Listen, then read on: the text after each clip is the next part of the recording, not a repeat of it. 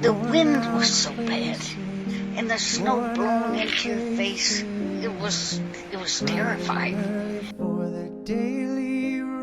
I remember it being very windy and very cold. I was standing in the lobby of the hospital with several other people, and we were looking out the front doors, and there were these gusts of wind, which I had since learned were probably up to about 75 miles per hour. Was evacuated to school because of the storm.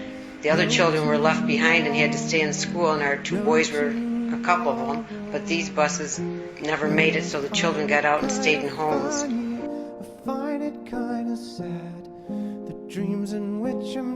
the statue of the Virgin Mary in front of the hospital, and we're looking at this, and I'm thinking, this is going to be a storm of all storms. When people run in circles, it's a very, very mad world. Well, I had a young son at home, and I was worried about him. I had called and told him I was on my way home, but that had been hours, And I finally when I got off that bus and started down, the snow was up to here. And it was all I could do to get, the wind was so bad, and the snow blowing into your face. And it was terrifying.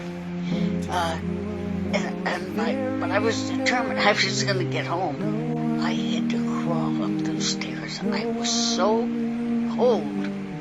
And I just pounded on the door. My son came and opened the door and helped me in. I never forgot it. And I find it kind of funny, I find it kind of sad. The dreams and You had to turn down your heat because National Fuel is trying to save fuel for the homes and that stuff.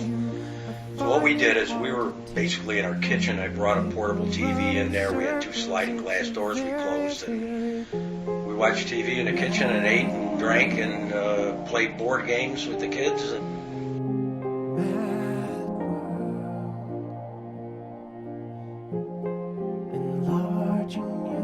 What a wonderful testament the blizzard of '77 was to the quality of people in our community. We had volunteers, the four-wheel vehicle drivers, just give of themselves, volunteer. Their gas. Nobody ever asked for money. They were there when we needed them. Nobody ever complained, etc. worn out places, worn out faces. We went across the street for breakfast, came out, there was two young people with backpacks on in the street. And I said, "Where are you going?" And they said, "Niagara University." I said, "You'll die before you get there." They said, "Oh, geez." I said, "Come on." I drove them all the way out there, took them out to 4-wheel drive. No expression, hide my head, I want. My neighborhood was all socked in, so I called them up, who wants groceries? No tomorrow.